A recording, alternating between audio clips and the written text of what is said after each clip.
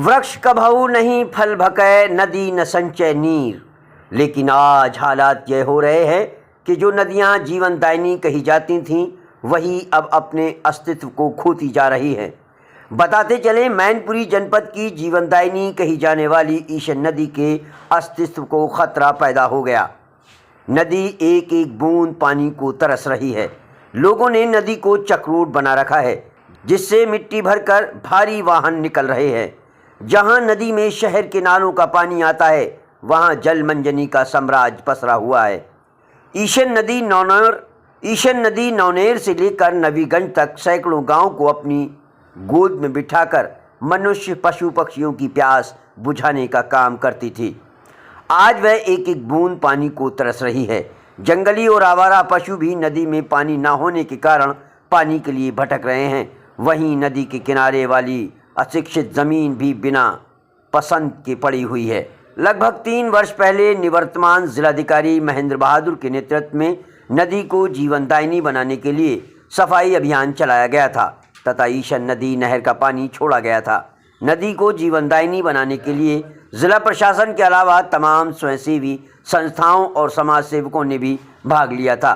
संवेदना फाउंडेशन के राष्ट्रीय अध्यक्ष इंजीनियर धर्मवीर जी ने भी नदी की सफाई में अहम भूमिका निभाई थी। क्या कहते हैं धर्मवीर, आइए सुनते हैं उनकी जुबानी। ने ईशन नदी की सफाई का अभियान चलाया था, उसमें आपका भी योगदान रहा। आज नदी की स्थिति क्या है?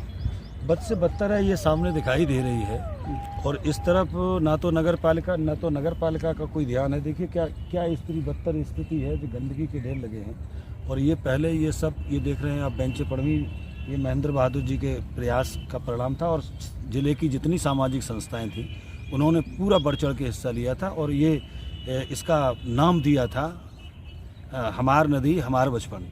और उसके क्रम में ये पूरी साफ़ हो गई थी, इसमें पानी भी आ गया था।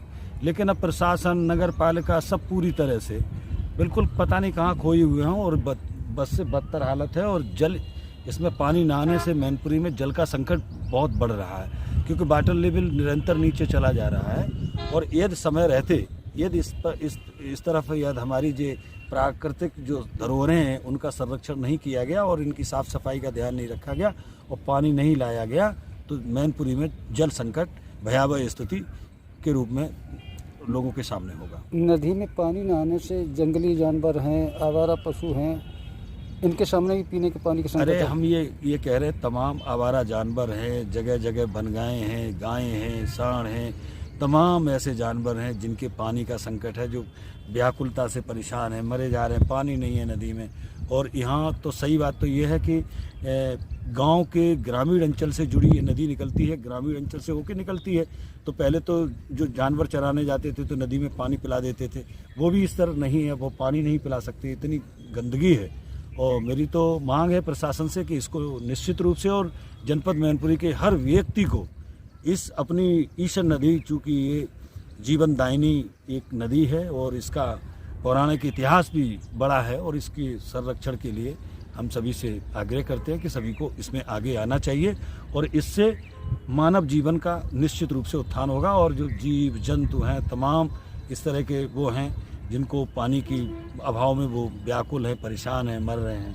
तो इसके लिए मैं चाहूँगा कि इसके पुनः समाज के सभी लोगों को, जनप्रतिनिधियों को बढ़ चढ़ के हिस्सा लें और इस ईशन नदी को इसमें जीर्णोद्धार में सभी लोगों को एकजुट होना चाहिए।